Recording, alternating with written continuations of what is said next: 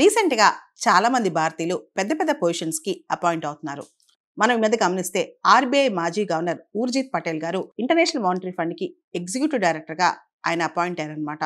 3 సంవత్సరాలు ఆయన ఐఎంఎఫ్ కి ఎగ్జిక్యూటివ్ డైరెక్టర్ గా పనిచేయబోతున్నారు. మనకు తెలుసు రఘురామ్ రాజన్ గారు ఆర్బీఐ గవర్నర్ గా ఉన్న తర్వాత 2016లో ఊర్జిత్ పటేల్ గారు ఆర్బీఐ గవర్నర్ స్థానంలోకి వచ్చారు. ఊర్జిత్ పటేల్ గారు సెప్టెంబర్ 2016 నుంచి డిసెంబర్ 2018 వరకు కూడా ఆర్బీఐ గవర్నర్ గా పనిచేశారు. ఆ తర్వాత కొన్ని వ్యక్తిగత కారణాల రీత్యా పదవి విరమణ చేశారనమాట. రీసెంట్ గా మన కేబినెట్ అపాయింట్మెంట్స్ కమిటీ కూడా ఆయన్ను ఐఎంఎఫ్ ఎగ్జిక్యూటివ్ డైరెక్టర్ గా పంపించడాన్ని అప్రూవ్ చేసిందనమాట.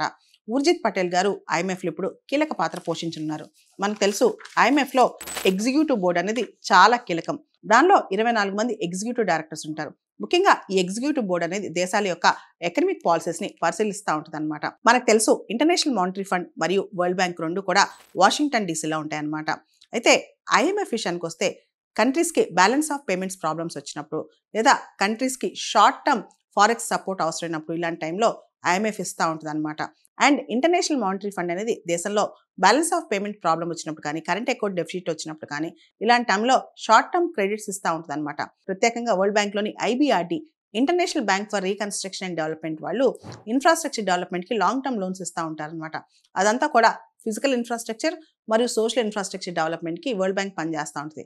అయితే ఐఎంఎఫ్ మాత్రం కంట్రీస్కి బ్యాలెన్స్ ఆఫ్ పేమెంట్స్ క్రైసిస్ వచ్చినప్పుడు సపోర్ట్ ఇస్తూ ఉంటుంది అనమాట. సాధారణంగా world bank group world bank సంబంధించి అమెరికా పెత్తనం ఎక్కువ ఉంటుంది అనమాట. ఇంటర్నేషనల్ మానిటరీ ఫండ్ కి సంబంధించి యూరోప్ డామినేషన్ కాస్త ఎక్కువ కనిపిస్తూ ఉంటుంది అనమాట. ఇంటర్నేషనల్ మానిటరీ ఫండ్ కి సంబంధించి భారతదేశానికి చెందిన గీతా గోపీనాథ్ ఈవిడ ఈ ఆగస్టు చివరి వరకు కూడా ఐఎంఎఫ్ డిప్యూటీ మేనేజింగ్ డైరెక్టర్ గా పనిచేసి ఇప్పుడు ఆవిడ హార్వర్డ్కి వెళ్లారు. రీసెంట్ గా బ్రిక్స్ న్యూ డెవలప్మెంట్ బ్యాంక్ లో కూడా ఒక కొత్త అపాయింట్మెంట్ జరిగిందనమాట.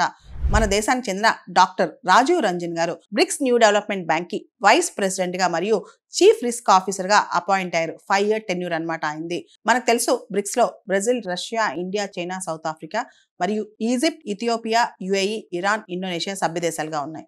డాక్టర్ రాజీవ్ రంజన్ గారికి 30 సంవత్సరాలు బ్యాంకింగ్ రంగంలో అనుభవం ఉంది. రిజర్వ్ బ్యాంక్ ఆఫ్ ఇండియాలో పనిచేశారు. ఆ తర్వాత ఇండియాలో అనేక మానిటరీ మరియు లిక్విడిటీ పాలసీస్ లో ఆయన కీలక పాత్ర పోషించారు. డాక్టర్ రాజీవ్ రంజన్ గారు అనేక మల్టీలేటరల్ ఫైనాన్షియల్ ఇన్స్టిట్యూషన్స్ మరియు గ్రూప్స్ లో కూడా సహకరిస్తూ ముఖ్యంగా ఈ గ్రూప్స్ కి ఫైనాన్షియల్ అడ్వైజర్స్ కావచ్చు, బ్యాంకింగ్ అడ్వైజర్స్ కావచ్చు చాలా ఇస్తూ చాలా ఎక్స్పీరియన్స్ సంపాదించుకున్నారు. G20 కావచ్చు, IMF, world bank, BIS, FSB, OECD, SAARC, central banks ప్రపంచంలో చాలా దేశాల సెంట్రల్ బ్యాంక్స్ కి ఈయన కీలక సలహాలు ఇచ్చారు.